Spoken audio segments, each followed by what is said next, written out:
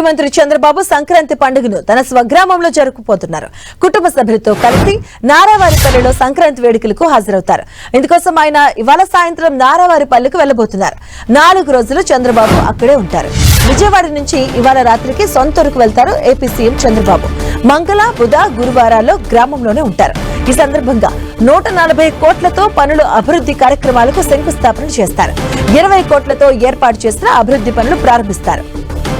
చంద్రగిరి మండల ప్రజలకు సాగునీరు, తిరుమల, తిరుపతికి తాగునీరు అందించేందుకు నీవా బ్రాంచ్ కెనాల్ నుంచి కళ్యాణ డ్యాం కు కృష్ణా జలాలు తీసుకురావడానికి 126 కోట్లతో మూలపల్లి చెరువు వద్ద రేవు శంకుస్థాపన చేయబోతున్నారు.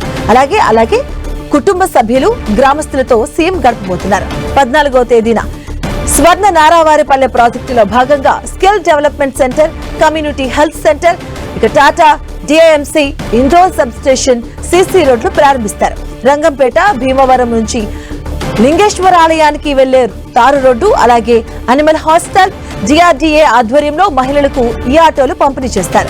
15వ తేదీన సెట్టిపల్లి లేఅవుట్ లబ్ధిదారులు 2200 మందికి లక్కీ డిప్ ద్వారా పట్టాలు అందజేయబోతున్నారు. ఇక మంత్రి లోకేష్ కూడా షిరిడి నుంచి ఇవాళ రాత్రి నేరుగా 8:45 రేణిగుంట విమానాశ్రయం చేరుకుని అక్కడి నుంచి రోడ్డు మార్గాన నారావారిపల్లికి చేరుకోబోతున్నారు. 15వ తేదీన సీఎం తెలుగు ప్రయాణం కాబోతున్నారు.